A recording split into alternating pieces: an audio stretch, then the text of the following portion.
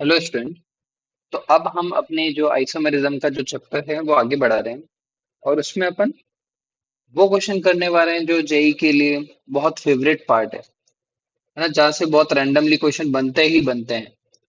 तो देखो, अब हम स्टार्ट करने वाले हैं न्यूमेरिकल पार्ट। अब सबका निचोड़ यहाँ पे आएगा, जो भी आपने चीजें सीखी है वो यहाँ पे आएगी। न्यूमेरिकल पार्ट स्टार्ट करते हैं इससे।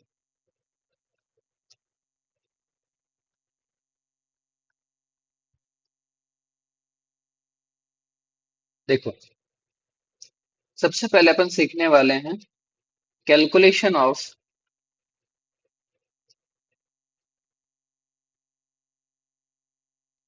Calculation of stereo isomers.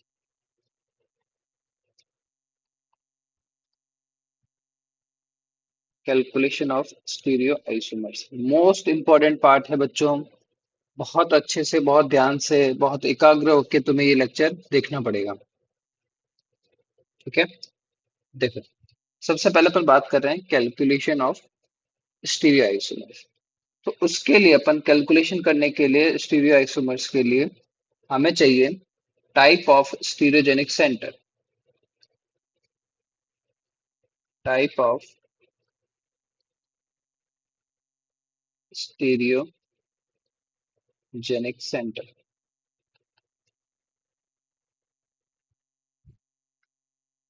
देखो, सबसे पहले बात करते हैं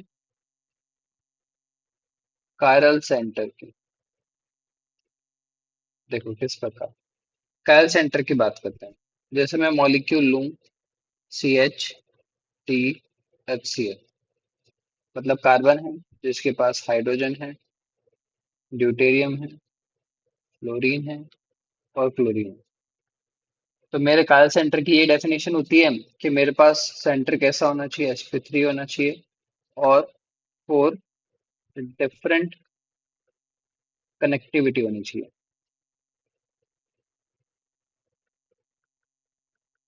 फोर डिफरेंट कनेक्टिविटी होनी चाहिए, मतलब जो मेरे से ग्रुप जुड़े हुए हैं, जो एटम जुड़े हुए हैं, वो डिफरेंट होनी चाहिए। तो देखो, यहाँ पर हाइड्रोजन अलग है, ड्यूटेरियम इसका आइसोटोप है, वेट का ही फर्क है लेकिन फर्क है। फ्लोरीन अलग है, क्लोरीन अलग है, तो चार डिफरेंट एटम है, तो कायल सेंटर होगा। तो कायल सेंटर को इस प्रकार रिप्रेजेंट करते हैं। ठीक है। अब जैसे ही मेरे को ये स्ट्रक्चर दिया जाता है, इसका मतलब यहाँ पर किसी ने क्वेश्चन बनाते समय या ये स्ट्रक्चर देते समय कोई भी स्टीरियो स्पेसिफाई नहीं किए। इसका मतलब मुझे इनडायरेक्टली अपने आप से सोचना है कि इसकी जो स्टीरियो है वो अलग अलग हो सकती है। जितनी पॉसिबल स्टीरियो है वो पॉसिबल हो सकती है। जैसे कैसे, मैं क्या बताना चाह रहा हूँ इससे, देखो, मैं क्या करता हूँ, हाइड्रोजन को वेज पोजीशन पे रखता हूँ और ड्यूटेरियम को डैश, फ्लोरीन को इस तरीके से प्लेन में और क्लोरीन को भी प्लेन में। ठीक है। तो मेरा कोई पर्टिकुलर रोटेशन आएगा, इसके लिए देख लेते क्या आएगा। क्लोरीन के लिए 1 2 3 एंड 4। 1 2 3 रोटेशन देखेंगे, क्या रोटेशन आ रहा है, आर, लेकिन फोर्थ प्रायोरिटी वेज पोजीशन पे है, तो आर का क्या हो जाएगा, एस रोटेशन हो जाएगा। ठीक है। अब देखो, इसी का एक एनेंशियोमर बनाता है। इसी का एक एनेंशियोमर बनाता है कि नहीं भी दो ग्रुप्स को एक्सचेंज कर लो तो रोटेशन चेंज हो जाएगा। तो हम अब इस बार वेज पे ड्यूटेरियम को रख देते हैं और डैश पे किसको रख देते हैं, हाइड्रोजन को। ठीक है। ये अपन ने बना लिया। अब इसका रोटेशन देख लेते हैं। 1 2 3 एंड 4। 1 2 3, इस बार फोर्थ प्रायोरिटी डैश पे है, तो क्लॉकवाइज है, तो इसका रोटेशन आर ही आएगा। सही है। इसका मतलब, यदि मेरे को स्ट्रक्चर इस प्रकार गिवन है, यदि मुझे स्ट्रक्चर इस प्रकार गिवन है, तो इसके जो पॉसिबल स्ट्रक्चर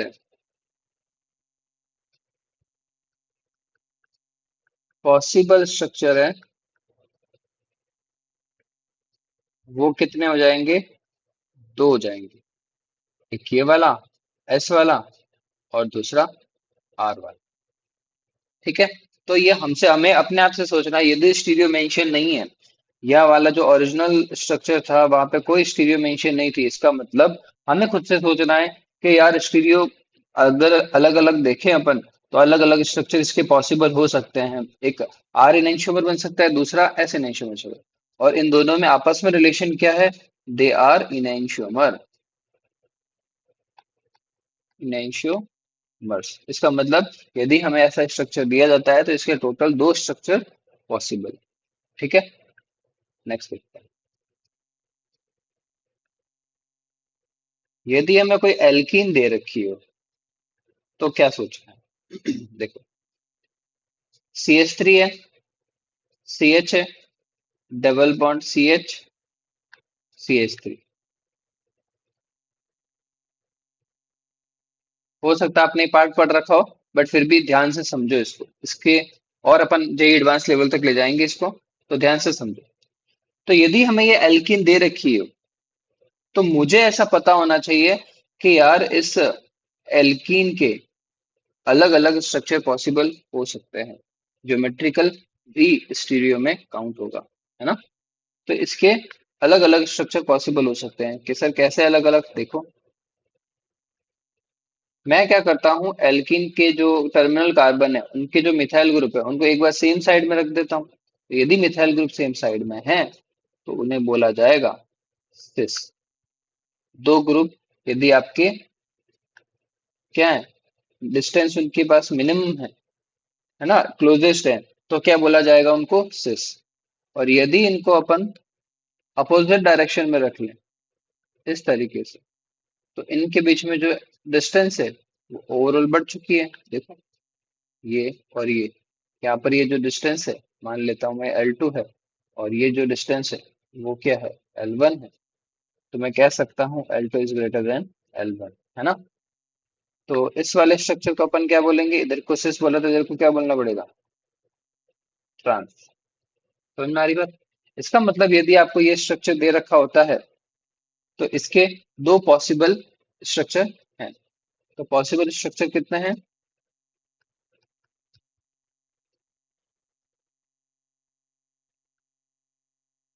तो जैसे आप मैथमेटिक्स में पीएनसी पढ़ते हो, परम्यूटेशन एंड कॉम्बिनेशन, उसी तरीके से अभी चीजें चलेगी, है ना?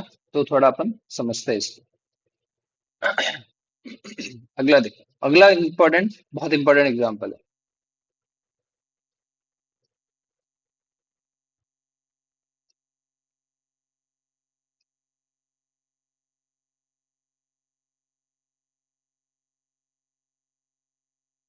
यदि हमें हमारे पास जो कोमुलेटेड डाइन दे रखी हो, कोमुलेटेड डाइन का मतलब होता है कि आपके जो डबल बॉन्ड हो वो एक कंजुगेटिव में हो सकता है, वो दो बार डबल बॉन्ड हो सकता है, वो तीन बार डबल बॉन्ड हो, ऐसे।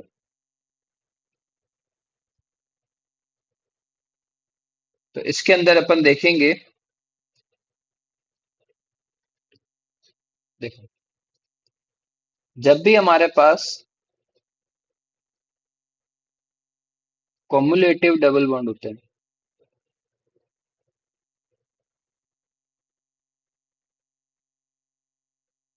ठीक है, एक सीरीज में डबल बॉन्ड होंगे, बेसिकली एक सीरीज में डबल बॉन्ड होंगे। देखो, तो सबसे पहले अपन को देखना है वो सीरीज में है कितने। क्या उनका नंबर ऑड है या उनका नंबर इवन होगा, है ना? ऑड का मतलब क्या हो गया? 1, 3, 5, इस तरीके से ऑड नंबर में हो ना। जैसे अपन इसको ऐसे वाला केस भी देख सकते हैं जिसके अंदर ये कम्युलेटिव डबल बॉन्ड कितने हो? तीन हो, है ना? इसको X, Y, W और Z बोल देते हैं। ठीक है, तो यदि मैंने ऑड नंबर में आपको डबल बॉन्ड दिखाए हैं तो ऑड नंबर में किस तरीके से हो गए? Number one, number two, number three pi bond. तीन पाई बॉन्ड है कम्युलेटिव फॉर्म में। तो इनमें आपको ज्योमेट्रिकल आइसोमर्स दिखेंगे। ज्योमेट्रिकल आइसोमर्स दिखेंगे। किस तरीके से ज्योमेट्रिकल आइसोमर्स? जैसे अभी अपन ने देखा है, जैसे अभी अपन ने देखा था सिस और ट्रांस वाली चीजें। जैसे इसको मैं ऐसे कर लेता हूँ, इसको भी एक्स बोल देता हूँ, इसको वाई बोल देता हूँ। तो यदि मैं इसको इस तरीके से बना दूं तो आ, इधर वाई, इधर एक्स, इधर एक्स, ये वाई।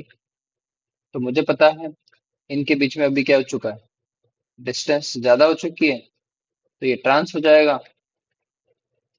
और ये पहले वाला जो स्ट्रक्चर है वो क्या हो जाएगा, सिस हो जाएगा। सही है। अच्छा, इवन नंबर में हो जो अपन ने ऊपर लिखा है, इवन नंबर, इस तरीके से।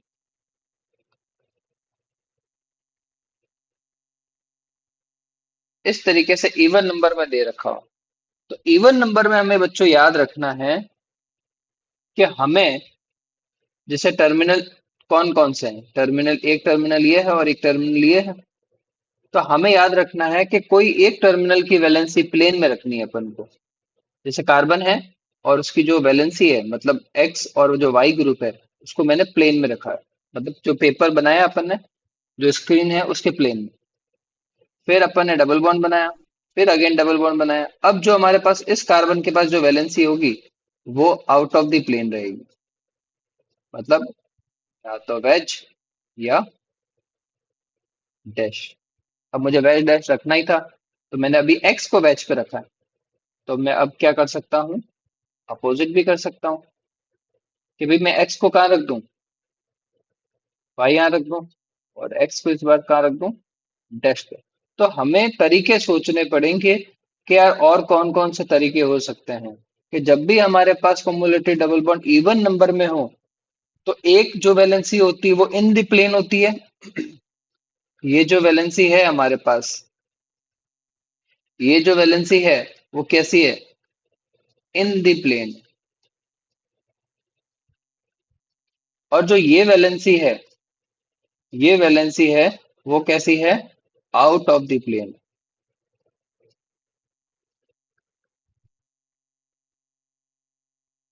ठीक है। तो इस तरीके से सोचना है बच्चों, कि जब भी हमारे पास कॉमुलेटिव डबल बॉन्ड इवन में हो, तब उसमें देखो दोनों में आइसोमेरिज्म शो हो रहा है, लेकिन दोनों में अलग अलग आइसोमेरिज्म शो हो रहा है। आइसोमेरिज्म तो है, लेकिन यहाँ कैसा है, ज्योमेट्रिकल है। और यहाँ कैसा है, ऑप्टिकल है। ऑप्टिकल शो होगा, है ना। एक वेज बन गया, एक डैश बन गया।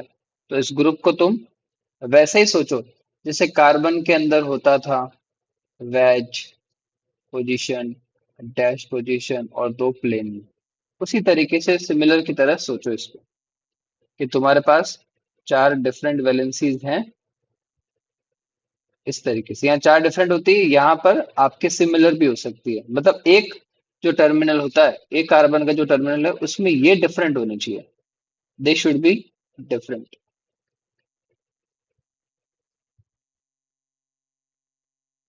They should be different.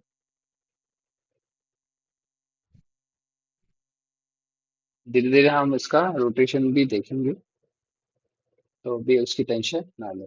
ठीक है। तो अभी वापस उसी पॉइंट पे आते हैं अपन। हमने देखा था कि जब भी हमारे पास कॉमुलेटिव डबल बॉन्ड हो, ये वाला देख लेते हैं अभी वापस, कि भाई हमारे ये स्ट्रक्चर दे रखा है, और हमें देखना है कि हमारा जो पॉसिबल स्ट्रक्चर है वो क्या हो सकता है। तो सर ऐसा हो सकता है कि आप जो स्ट्रक्चर बना रहे हो ना, ये हम प्लेन में रख लेते हैं। कोई भी तुम वैलेंसी प्लेन में रख सकते हो, और यहाँ पे मैं वेज और डैश बना देता हूँ। तो सर मैं ऐसा कर सकता हूँ कि मैं एक बार वेज पे किसको रख दूं, क्लोरीन को, और डैश पे किसको रख दूं, हाइड्रोजन को। अच्छा, मैं सर एक दूसरा स्ट्रक्चर बना सकता हूँ जिसके अंदर ये वाले वैलेंसी तो मैं एकदम सेम रख रहा हूँ, लेकिन इसके अंदर जो मेरी आउट ऑफ प्लेन वैलेंसी है उन्हें मैं क्या कर देता हूँ, इंटरचेंज कर देता हूँ। इस बार वेज पे मैं क्या रख देता हूँ, हाइड्रोजन, और डैश पे मैं क्या रख देता हूँ, क्लोरीन। तो मेरे इस प्रकार जो आपने स्ट्रक्चर दिया था, मैं उसको दो तरीके से बना सकता हूँ। तो मेरे दो पॉसिबल स्ट्रक्चर बन सकते हैं। पॉसिबल स्ट्रक्चर कितने हैं यहाँ पर भी, दो है। ठीक है। तो कहने का मतलब यदि तुम ऑड नंबर में डबल बॉन्ड हो या इवन नंबर में डबल बॉन्ड हो, स्टीरियो आइसोमर पॉसिबल हो सकते हैं। यदि आपका ऑड नंबर में है तो ज्योमेट्रिकल बन जाएगा, और इवन नंबर में है तो मुझे वेज डैश की बातें करनी पड़ेगी जो मैं ऑप्टिकल में करता था। समझ में आ रही बात है ना? थोड़ा थोड़ा, यदि थोड़ा कम भी समझ में आ रहा हो तो अभी के लिए जितना समझ में आया उतने से आगे चलते हैं, और चीजों को आगे समझते हैं। ठीक है, अब अपन देखते हैं कि इससे कैसे क्वेश्चन आ सकते हैं। देखो, अपने पास यहाँ पर है CH3, CH, OH, CH, OH और CH3। आपसे पूछेगा हाउ मैनी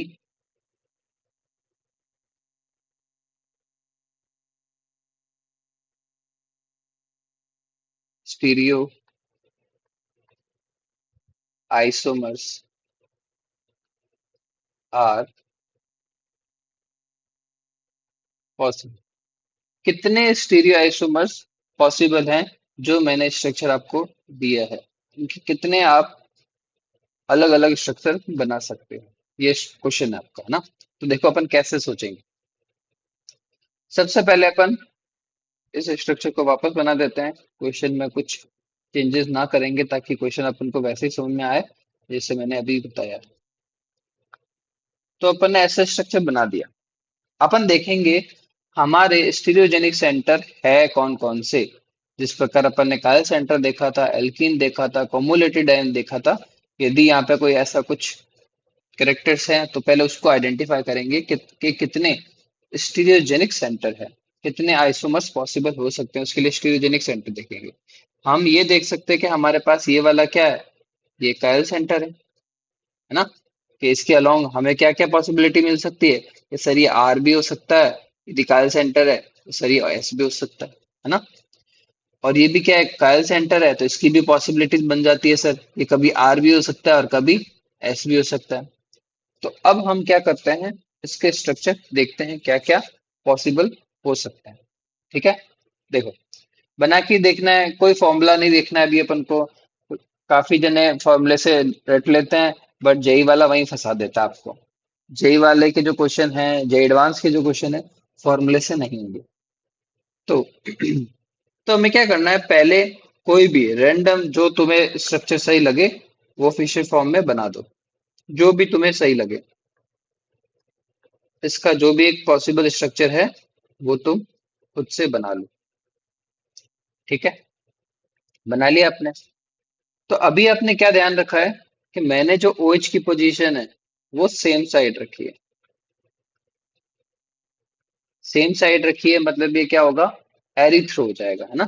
यदि आपने मेरे पुराने लेक्चर फॉलो किए हैं तो तुम्हें पता चल रहा होगा कि इसको क्या बोलेंगे, एरीथ्रो। जब ये same group similar group same side में हो जाता है तो उसे बोलते हैं एरीथ्रो। ये एरीथ्रो। अब इसमें देखो, अभी अपन ने इसमें सेम साइड रखा है। ठीक है, अच्छा और क्या कर सकते थे कि सर अपन ऐसे कर सकते थे कि इन OH ग्रुप को है ना अपन अपोजिट रख सकते थे, कि सर ऐसा कर देते अपन, इस तरीके से ऐसे कर सकते थे। तो ये वाला क्या बन जाता, इसमें अपन ने क्या किया, OH की पोजीशंस क्या कर दी है, अपोजिट कर दी है। अपोजिट साइड हो गया ये तो ये क्या बन जाएगा, 3O बन जाएगा, है ना? 3O बन जाएगा। अब ये दोनों स्ट्रक्चर अपन बना सकते हैं कि भाई एक बार सर हमने सेम रख दिया, एक बार अपोजिट रख दिया। ठीक है, अब ऐसे करो, जो तुमने स्ट्रक्चर बना लिया ना उसमें चेक करो कि किसी में प्लेन ऑफ सिमेट्री है क्या। क्या चेक करना है कि किसी में प्लेन ऑफ सिमेट्री है क्या। तो तुम कहोगे सर इसमें तो मुझे प्लेन ऑफ सिमेट्री दिख रही है, कि मैं इसमें जो ये हॉरिजॉन्टल ऐसा प्लेन रखूं तो मुझे पता चलेगा कि OH को OH रिफ्लेक्ट हो रहा होगा, इस OH को ये OH रिफ्लेक्ट हो रहा होगा, इस हाइड्रोजन को ये हाइड्रोजन भी क्या हो रहा होगा, रिफ्लेक्ट हो रहा होगा, और ये जो मिथाइल है इस मिथाइल को ये वाला मिथाइल रिफ्लेक्ट हो रहा होगा। है ना। इसका मतलब मैं कह सकता हूँ हाँ सर, इसमें मेरी प्लेन ऑफ सिमेट्री मुझे दिख रही है, तो इसमें प्लेन ऑफ सिमेट्री तो मौजूद है। इसका मतलब यदि इसमें प्लेन ऑफ सिमेट्री है तो ये क्या हो जाएगा, ऑप्टिकली इनएक्टिव हो जाएगा। तो यदि ऑप्टिकली इनएक्टिव है तो इसका ना तो कोई इनैंशियोमर हो सकता है, कोई इनैंशियोमर तो एग्जिस्ट नहीं कर सकता, तो इसका कोई भाई नहीं होगा, नो इनैंशियोमर्स। तो मैं आपको तरीका बता रहा हूँ किस तरीके से सोचना है आपको, कि भाई अपन ने सिंपल सा जो फॉर्मूला दे रखा था उसको एक रैंडम फॉर्म में बनाया, OH को सेम डायरेक्शन में रखा, OH को अपोजिट डायरेक्शन में रखा, ठीक है। और फिर इसमें देखा कि जो अपन ने मॉलिक्यूल बनाया क्या उसमें प्लेन ऑफ सिमेट्री है या नहीं है। यदि प्लेन ऑफ सिमेट्री है, पीओएस प्रेजेंट थी, तो उसे बोल दिया ऑप्टिकली इनएक्टिव। तो उसमें क्या होगा, कोई भी इनैंशियोमर पॉसिबल नहीं होगा, वो खुद तो एग्जिस्ट करेगा बट उसका कोई भाई एग्जिस्ट नहीं करेगा, ठीक है। अब बात करते हैं सेकंड वाले की। सेकंड वाले में कोई प्लेन ऑफ सिमेट्री नहीं है, और याद रखना फिशर प्रोजेक्शन में, फिशर प्रोजेक्शन में सेंटर ऑफ सिमेट्री नहीं देखी जाती, सेंटर ऑफ सिमेट्री नहीं देखना होता।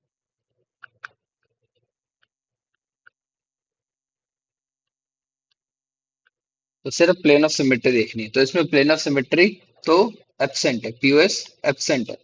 तो यदि इसमें पीओएस एब्सेंट है तो ध्यान लगाओ बच्चों, यदि किसी के अंदर प्लेन ऑफ सिमेट्री एब्सेंट है, इसका मतलब उसमें उसका यदि वो ऑप्टिकली एक्टिव है तो उसका इनैंशियोमर भी एग्जिस्ट कर सकता है। कर सकता है नहीं कर सकता। यदि मैं इसकी जस्ट मिरर इमेज बनाऊं इस तरीके से, तो इसकी ये मिरर इमेज एग्जिस्ट कर रही है, इसका मतलब इसका एक भाई भी एग्जिस्ट कर सकता है। तो हम पॉसिबल स्ट्रक्चर देखना चाह रहे हैं कि भाई यदि कोई ऑप्टिकली इनएक्टिव है, मतलब ऑप्टिकली एक्टिव है, तो उसका एक भाई भी एग्जिस्ट करेगा, इसका मतलब उसका एनैंशियोमर भी एग्जिस्ट करेगा। इसका मतलब हमारे पास ये ए स्ट्रक्चर एग्जिस्ट करता था, बी करता था, और बी में कोई प्लेन ऑफ सिमेट्री नहीं थी, इसलिए उसका एक भाई भी एग्जिस्ट करता है जिसे अपन ने नाम दे दिया सी। तो मैं कह सकता हूं ये जो दो मेरे स्ट्रक्चर हैं वो क्या हैं एक दूसरे के इनैंशियोमर्स, ठीक है। तो आपसे क्वेश्चन क्या पूछा गया था कि टोटल कितने स्ट्रक्चर पॉसिबल है। तो एक तो ए वाला जो एरिथ्रो था, और जो थ्रियो था, थ्रियो में दो स्ट्रक्चर पॉसिबल हो रहे हैं, एक तो वो खुद और एक उसका एनैंशियोमर। तो टोटल कितने हो जाएंगे, टोटल कितने हो जाएंगे, 2+1। ये जो 2 है वो इनैंशियोमर से, और एक ये देखो ये ऑप्टिकली इनएक्टिव था, तो क्या मैं इसको कह सकता हूं ऑप्टिकली इनएक्टिव था और सिमिलर था। तो क्या तुम्हें याद आ रहा है, इसको मैं बोला जा सकता है मीसो, इसको मीसो बोला जाएगा। तो मीसो इनएक्टिव था,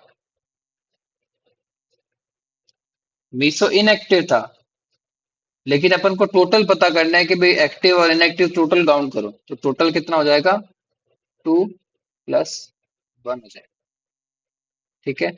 इसको ध्यान से वापस से सोचो, वापस से रिवाइंड करके देखो, क्योंकि ये बहुत इंपॉर्टेंट कॉन्सेप्ट है। ये जनरली बच्चों को समझ में नहीं आता है, क्योंकि ये थोड़ी टेक्निकल चीज है कि कितने पॉसिबल चीजें हो सकती है, ठीक है।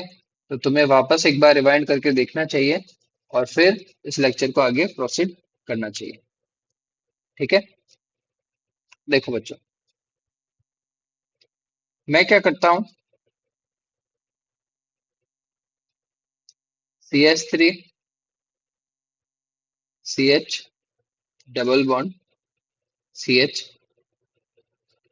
CH OH और CH3, इस तरीके से मैंने इसको लिख दिया, ठीक है। देखो डबल बॉन्ड है, और डबल बॉन्ड की जो टर्मिनल वैलेंसी है, ज्योमेट्रिकल आइसोमेरिज्म में ये देखना होता था कि जो हमारी ज्योमेट्रिकल क्या टर्मिनल वैलेंसी है, अभी जो इस कार्बन की दो वैलेंसी है, कौन कौन सी, एक ये और एक ये, अलग होनी चाहिए। हाइड्रोजन और मिथाइल अलग है तो ज्योमेट्रिकल पॉसिबल हो जाएगा। इधर भी देखो कौन कौन है, एक हाइड्रोजन है और एक ये पूरा ग्रुप है, तो ये अलग है तो जीआई पॉसिबल हो जाएंगे, ज्योमेट्रिकल आइसोमेरिज्म पॉसिबल हो जाएगा।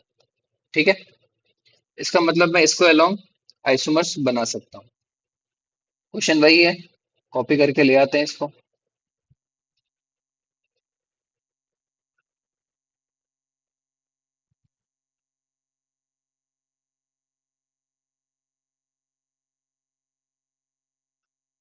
सेम क्वेश्चन है कि how many stereoisomers are possible. ठीक है, तो इसका एक अलग से डायग्राम बना देते हैं।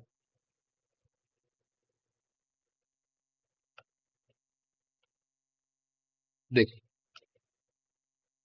तो मैंने अभी बताया कि मैं इसके अलोंग आइसोमर्स बना सकता हूँ सर, कि या तो इसमें सिस ट्रांस हो जाएगा, और तुम्हें सिस ट्रांस नहीं दिख रहा तो सर इसमें नहीं तो ई और जेड तो हो ही जाएंगे ना, ई और जेड भी हो जाएंगे, या ई जेड हो सकता है या सिस ट्रांस हो सकता है, मतलब बेसिकली ज्योमेट्रिकल होगा, कि इसके अलोंग क्या बन जाएगा सर मेरे, ज्योमेट्रिकल आइसोमर्स बन जाएंगे। हाँ बस सर इतनी तो बात हमें समझ में आ रही है। ठीक है, अब अगले वाले को देखते हैं। क्या ये सेंटर तुम्हें कायरल नहीं दिख रहा, तो यदि ये कायरल है तो इसके अंदर पॉसिबिलिटीज क्या बन रही है, ऑप्टिकल आइसोमर्स की, ऑप्टिकल आइसोमर्स की पॉसिबिलिटीज बन रही है सर। ठीक है सर, देखते हैं। तो हम क्या करते हैं, सबसे पहले ज्योमेट्रिकल वाले बना देते हैं, है ना। ज्योमेट्रिकल वाले बना दो पहले, सबसे फर्स्ट क्या करो, जीआई बना लो, ज्योमेट्रिकल आइसोमर। तो ज्योमेट्रिकल आइसोमर जिसके अलोंग है वो पहले बना लेते हैं। तो CH3 carbon, hydrogen, double bond, इधर हाइड्रोजन, CH, CH के साथ OH, CH3। ठीक है, ऐसे बना सकते हैं कि भी अपन हाइड्रोजन को क्या रखा, सेम साइड में, तो हाइड्रोजन सेम साइड में है तो क्या बन जाएगा, सिस बन जाएगा। ठीक है सर, मैंने सिस तो बना लिया जीआई में। तो सर ऐसे करो, इसके अंदर आप है ना ट्रांस बना लो। कि सर ट्रांस कैसे बनाएंगे, कि हाइड्रोजन को सर अपोजिट डायरेक्शन में रख लो आप। कि ठीक है साहब, रख लिया,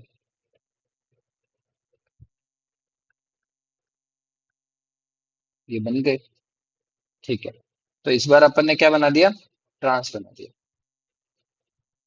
एक सिस बन गया और एक ट्रांस बन गया। ठीक है, अब देखो, जीआई बनाने के बाद, जीआई बनाने के बाद इसकी पॉसिबिलिटीज देखो। ये कायल सेंटर है, तो कायल सेंटर में आर रोटेशन का भी बना सकते हैं और एस रोटेशन का भी बना सकते हैं, है ना। आर रोटेशन का भी बना सकते हैं और एस रोटेशन का भी बना सकते हैं। तो अपन एक नीचे वाले डायग्राम बना लेंगे, बट अभी देख लेते हैं कि अभी सिस के अंदर आर भी बना सकते हैं सर और एस भी बना सकते हैं। ठीक है, और सर ट्रांस में भी तो कर सकते हैं, ट्रांस में भी अपन क्या बना सकते हैं, कि सर आर भी बना सकते हैं और साथ के साथ एस भी बना सकते हैं। तो देखो कॉम्बिनेशन क्या बनेंगे, मैं बताया ना कि ये पीएनसी की तरह है, कि सर आपने जब सिस बनाया है, कि आपने सर सिस बनाया है तो सिस के साथ आर भी हो सकता है और सिस के साथ एस भी हो सकता है, और आप जब ट्रांस बनाओगे उसमें भी आर हो सकता है और उसमें भी एस हो सकता है। तो सर ऐसे देखा जाए तो उनमें से कोई ऑप्टिकल इनएक्टिव तो है नहीं, सारे ही मुझे एक्टिव दिख रहे हैं।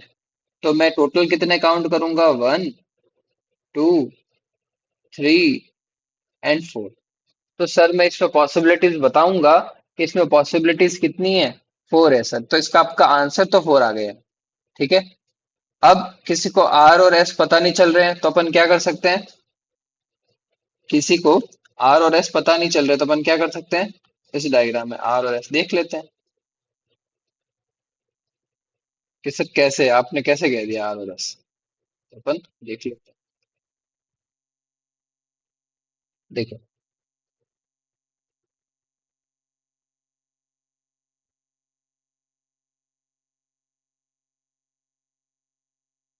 यहाँ पे जो कार्बन होगा उसमें वैज पोजीशन पे हाइड्रोजन रख दो, और डैश पोजीशन पे क्या रख दो, OH रख दो। और इसी केस के अंदर क्या कर दो, इसी स्ट्रक्चर में क्या कर दो, इसी चीज के अंदर एक और पॉसिबिलिटीज हो सकती है कि वेज पे क्या कर दो आप, OH कर दो, और डैश पे क्या कर दो आप, H कर दो। ऐसा भी हो सकता है ना, पॉसिबिलिटीज है। तो इसका रोटेशन देख लो बच्चों क्या आ रहा है, इसको प्लेन में मान लो। 1 2 3 4, 1 2 3 4, 1 2 3 कितना रोटेशन आ रहा है, ऐसा आया। और फोर्थ प्रायोरिटी वेज पे है तो एस का क्या हो जाएगा, R हो जाएगा। तो रोटेशन आर आ गया इसका। इसका देख लो, इसमें प्रायोरिटी क्या दूंगी, प्रायोरिटी तो वैसे ही रहेगी, 1 2 3 4। तो 1 2 3 क्या बन रहा है, एस बन रहा है। फोर्थ प्रायोरिटी डैश पे ही है तो रोटेशन चेंज तो नहीं होगा, एस का ऐसे रहेगा। कॉम्बिनेशन बन गया ना, एस का आर और एस का, नहीं सिस के साथ आर और सिस के साथ एस, दो अलग अलग कॉम्बिनेशन बन गए। तो अपन सिंपल तरीके से सोच के अपना आंसर पता कर सकते हैं। बात समझ में आ रही है? कि आपको पूछेगा, बस सिंपल सा पूछेगा कि भाई कितने ज्योमेट्रिकल आइसो क्या कितने स्टीरियो आइसोमर्स पॉसिबल है। और स्टीरियो में दोनों देखने होते हैं, GI भी देखने होते हैं और ऑप्टिकल भी देखने होते हैं। तो सबसे पहले अपन ने क्या किया था, GI देखे थे, ज्योमेट्रिकल आइसोमर्स देखे थे, और इससे अपना काम बन गया। ठीक है, बात समझ में आ रही है? तो अपने आप से थोड़ा सोचो। अब अपन करते हैं नेक्स्ट क्वेश्चन। इतने क्वेश्चन करेंगे कि तुम्हारे एकदम कंसेप्ट दिमाग में आ ही जाएगा कि सर हाँ ऐसे ही सोचना है। अब हमें आ गया है। तो थोड़े क्वेश्चन करेंगे, धीरे धीरे समझ में आ जाएगा सर टेक्निक क्या लगाना है। देखो मैंने यहाँ CL लगाया, क्वेश्चन कॉपी करके ले आते हैं।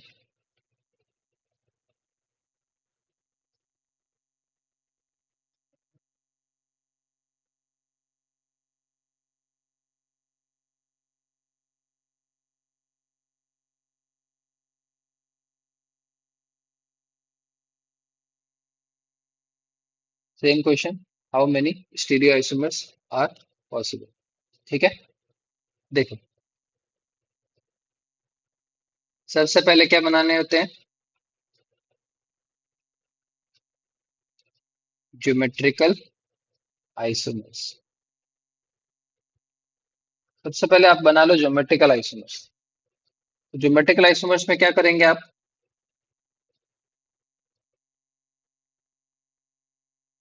इसको वेज पे रख लो, मतलब एक बार सिस बना लेते हैं।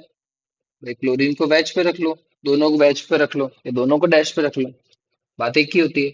दोनों को वेज पे रख लिया तो क्या बन जाएगा, ये सेम साइड में है तो सिस बन गया। इसको थोड़ा अलग कलर से लेते हैं।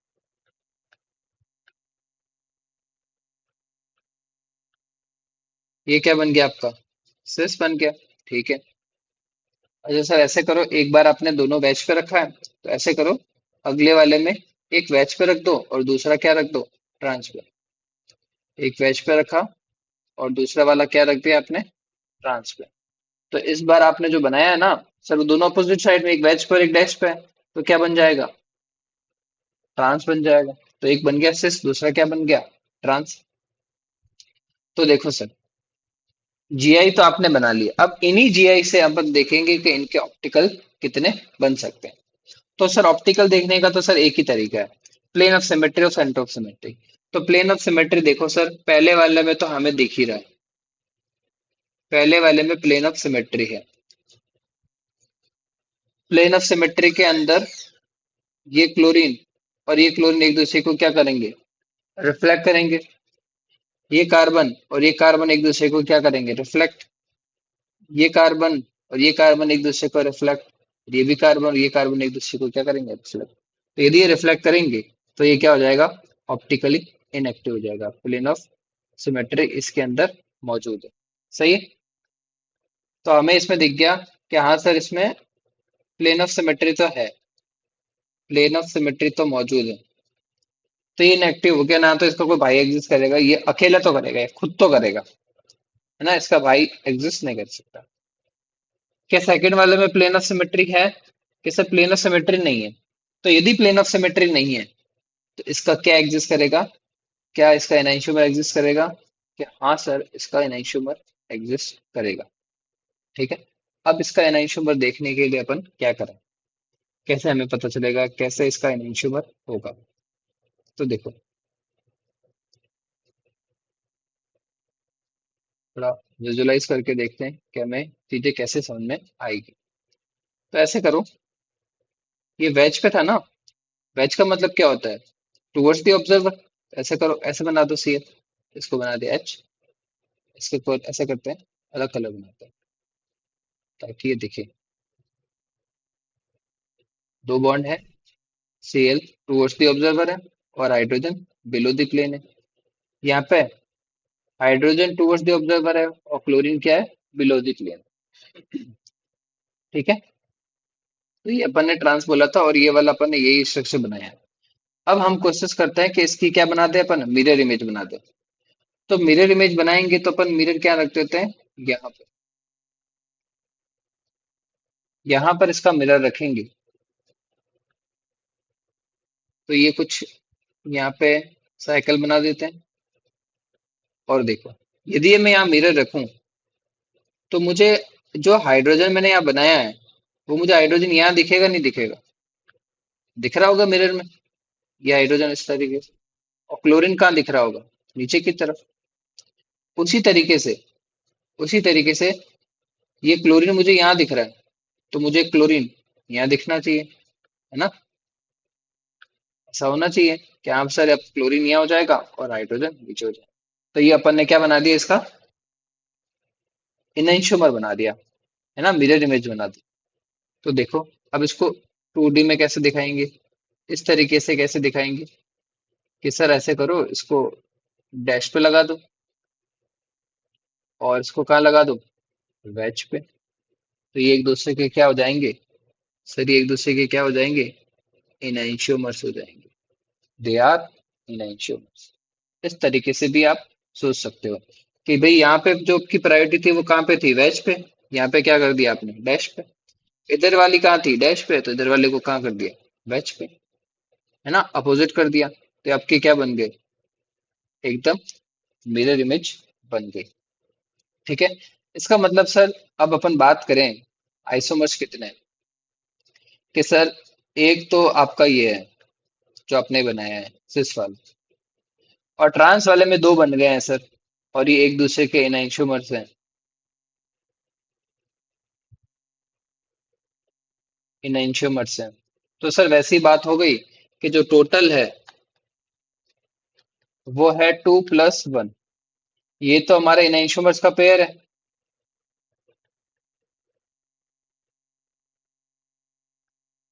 ये हमारे इनइंशियोमर्स का क्या है? पेयर है। और ये वाला हमारा क्या है? मीसो है। क्योंकि वो इनएक्टिव था ना, कायल सेंटर होने के बावजूद भी इनएक्टिव है, प्लेन ऑफ सिमेट्री थी। तो ये क्या हो गया? हमारा मीसो कंपाउंड हो गया। समझ में आ रही बात? तो इसको अपन क्या बोलेंगे? मीसो बोलेंगे। बात समझ में आ रही है किस तरीके से अपन ने सोचा इसको, इस क्वेश्चन को किस तरीके से देखा? तो बच्चों, और भी ऐसे क्वेश्चंस होंगे जो तुम्हें कराए जाएंगे, दिखाए जाएंगे। तो तुम्हें इनकी अभी पहले प्रैक्टिस करनी है असाइनमेंट के थ्रू। ठीक है।